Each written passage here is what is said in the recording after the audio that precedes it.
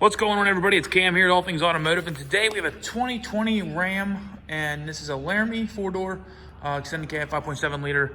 So we'll do a little walk around here. If anybody's thinking about the Laramies, they're definitely a good trim to have. It gives you lots of nice features. Starting at the front though, you got your chrome grille and bumper. I like the front ends on these new Rams, better than the older ones. It's got the 18-inch painted wheels in there. Sleek, fairly new brakes and rotors. Tires got plenty of tread left on them. It's got the chrome mirror caps on the door handles and the mirrors. Chrome mirror caps, yeah. Chrome caps on the mirrors and door handles. Take a walk around the back. Chrome bumper. Still same old dual exhaust style on these ones like the Bighorns had in the prior years. Does have a backup cam. It's actually built into the handle, which is kind of cool. And then you can see the big Ram logo there. So, does have a drop-in bed liner on this truck. Looks like it's got a 6.5 foot bed. Plenty of room. Take a peek in the back here. You can see it's all weathered up. A few extra amenities there in the center console. A couple plug-ins and things like that. Wood green on everything. Looks nice. Alright, we'll go ahead and hop inside here. Show you everything. But like I said, it does have the wood grain and everything on the doors. Seat presets there.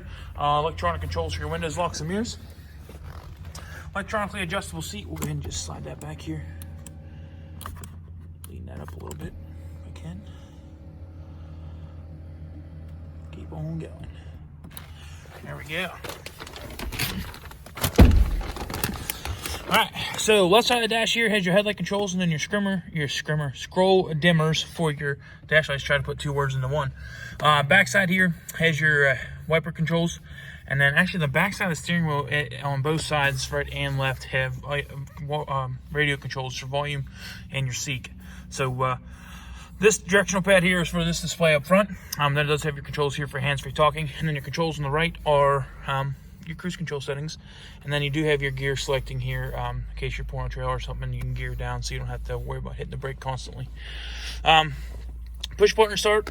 Does have your four-wheel drive selector here by your turn dial knob for your transmission. So I should just take a peek at all that.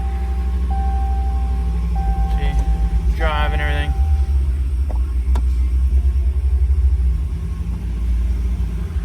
Got your backup cam there. So we're gonna put her in park.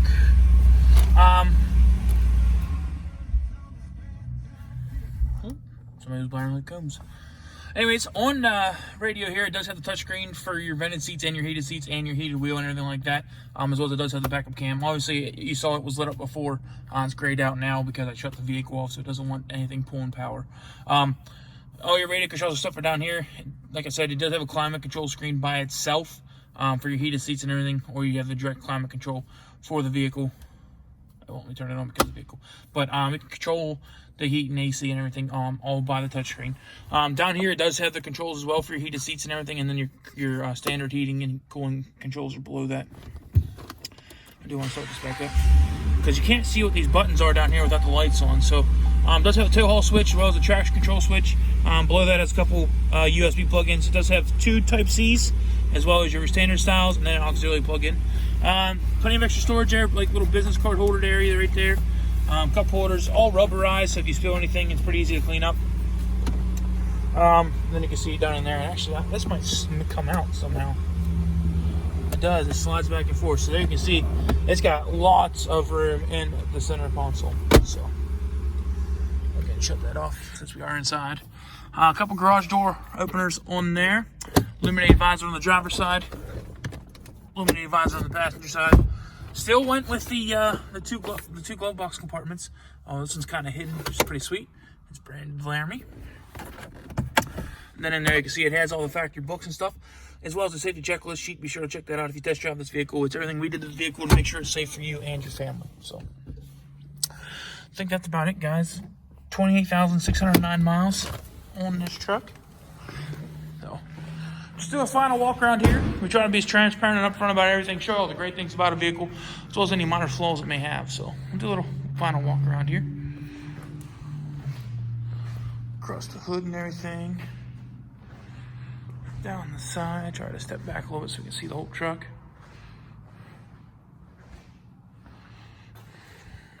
cab corner and everything. Take a look at the roof. See any hail damage or anything up there. I'm not saying this car was hit, I just like to check for it.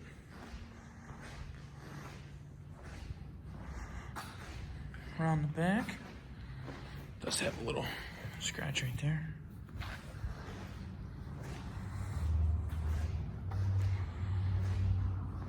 There are a couple little dings here in these doors. There's one here, and one there, and I think there's one there. Very tiny, hard to see. But there we go, guys. If you have any questions about this truck, please feel free to give us a call at 717-485-4224. Sales extension is 1502. If you don't have time to give us a call, you can always look us up online at allthingsautomotive.com and request information about this truck as well as the other truck we have on our website directly through our website. So thanks for watching, guys, and hope you have a wonderful day.